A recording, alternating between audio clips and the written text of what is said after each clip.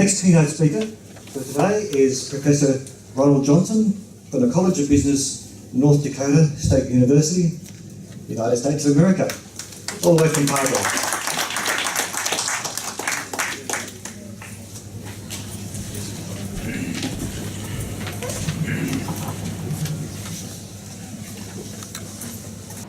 The heading that I've used for the comments I will make today is Higher Education and International Business, the Study Abroad Imperative. And I want to talk a little bit about that, and it was commented about, I guess, my own background. Yes, this is year number 46 in this business, and so I've earned most of what's here in terms of the gray. Before I start my more formal and scripted remarks, I want to thank the organizers of the conference for offering me the opportunity to participate, especially given that there was a hiccup in terms of my potential participation earlier, and I do consider it an honor and a privilege. As educators, I believe all of us have a very high calling in what we do. We're privileged to work on a daily basis with young people, mainly young people. I realize there are non-traditional students, but certainly for most of us on our campuses, we spend our time with young people. And these are students who will go out and are going to be citizens of an increasingly globally interconnected world. They'll be global citizens in ways that some of us probably cannot even imagine. Our responsibility in the universities then is to equip them for such citizenship. Dr. Michael McRoby, who's president of Indiana University, when talking about our responsibility to prepare students in this manner, states it this way: to try to prepare students for the future without educating them in the global dimension would be like trying to teach engineering without mathematics. Well, I've mentioned Dr. McRoby because obviously I agree with his perspective. He's also the president of my alma mater, but for this setting it maybe is more appropriate he's an Aussie, and an awesome Aussie as president of IU.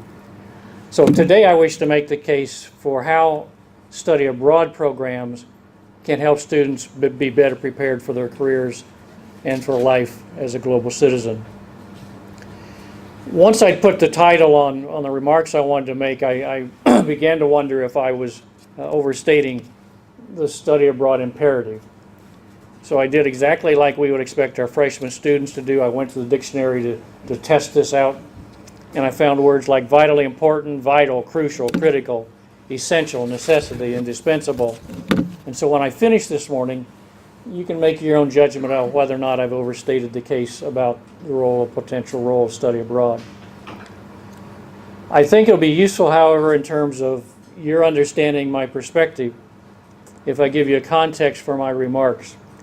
And I've been interested in the brief moment I've had to have some conversations about this wonderful country and the comments that were made moments ago in terms of some aspects of the country, and I can identify. But here's some of the context.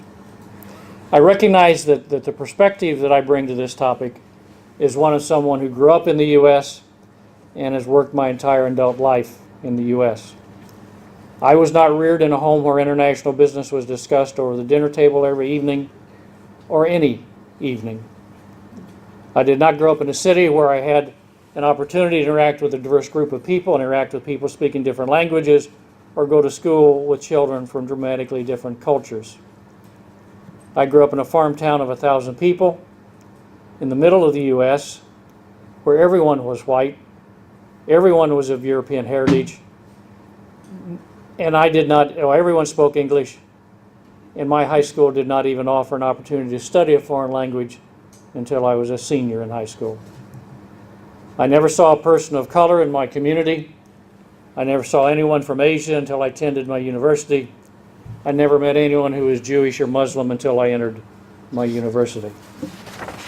During the time that I was growing up, the U.S. considered itself to be very self-sufficient, and most, not all, but most businesses didn't even consider markets beyond their borders.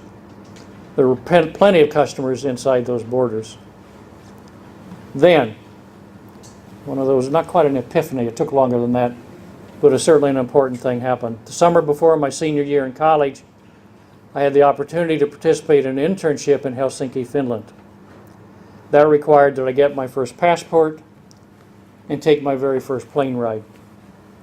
A very long ride in a super constellation. Now, for those of you a bit younger, which is most in this room, that means it was not a jet. Most of you are too young to know what a super constellation was.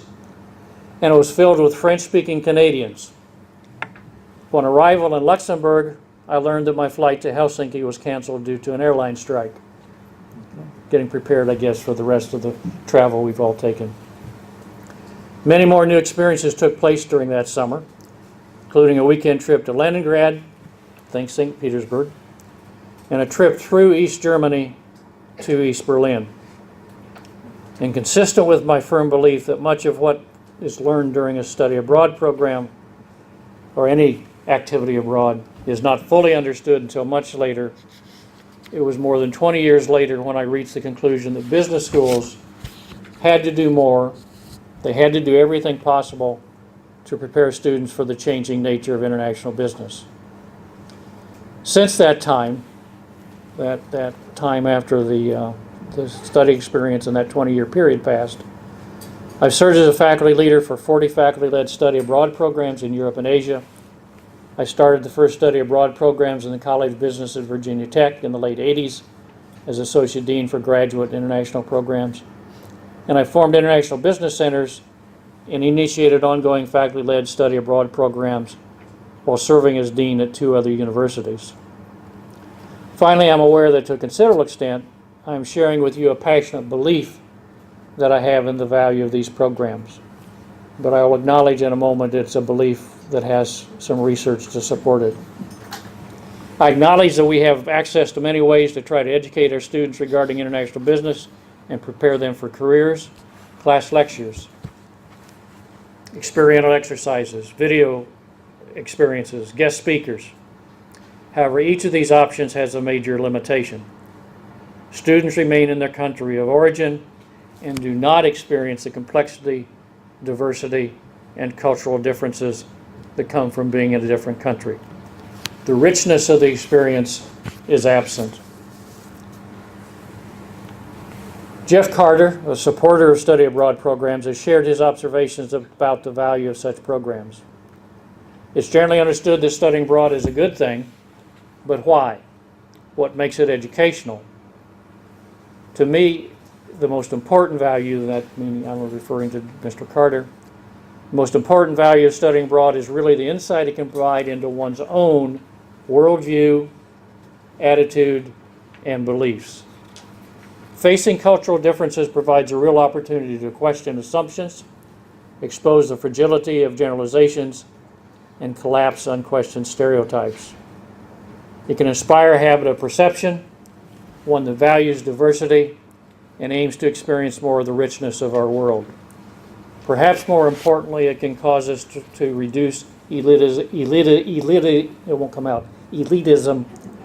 and arrogance. Carter, in his observation, is asserting that students who study abroad are changed in some very basic and very fundamental ways. He claims that students change their worldviews, become more globally minded, begin to value diversity more highly, change into more culturally sensitive and aware human beings, which prepares them to communicate better across cultures. 2 researchers, Guffey and Hilton, identified similar skills as crucial for business success. So if we now talk about the way we can change the students' lives by these experiences, and we find out that those changes also are the kinds of things that companies are looking for in the new employees they bring into the company. So isn't this a good thing? Valuing diversity, for example, irrespective of whether our graduates ever work outside of our own countries, they will work in multicultural settings in terms of ethnicity, culture, values, beliefs, and a capacity to embrace diversity will be useful. In fact, a necessary job skill. If not in their immediate work environment, it will be necessary when interacting with vendors, with suppliers, and others. Corporate recruiters are looking for competent employees with strong intercultural diversity skills. Intercultural sensitivity. Consistent with observations about valuing diversity, individuals who exhibit intercultural sensitivity should be more adept at communicating with individuals who come from different cultural backgrounds. Most of us could, I assert all of us, probably begin our life's adventure with a good bit of ethnocentrism, the belief that our own culture is superior to all others and the standard by which all other cultures should be measured. And why not? We were born into one specific culture, and absenting specific exposure to another culture, our own culture is all that we know. Why would we not consider it to be the best? I want to make reference to a piece of research from a set of research that's being done by a faculty member in my own college, and then I'll indicate at the very beginning, if some of you have an interest in possibly engaging with him on some of this research, I'm sure he would be interested, and I would be happy to give you the contact information.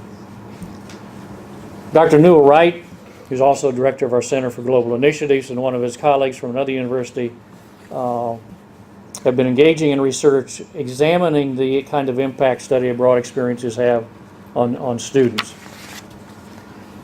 The study I'll reference today is a study consisting of 85 U.S. study abroad students, and it was conducted in a semester-long experience. So it's faculty-led, but it was a full semester abroad.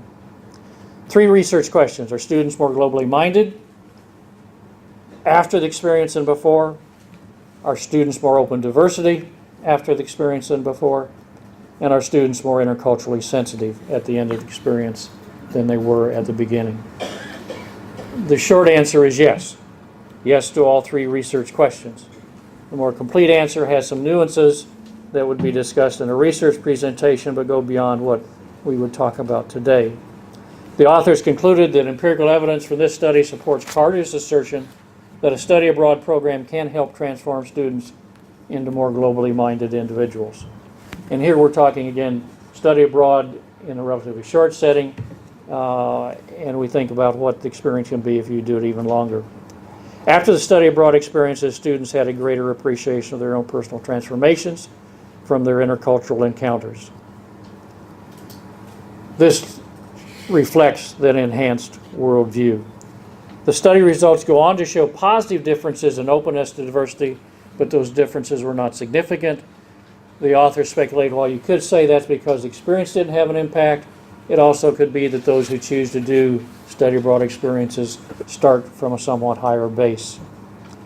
Finally, the study abroad students were significantly more proficient at and open to intercultural experiences, better at intercultural communications than they were at the beginning.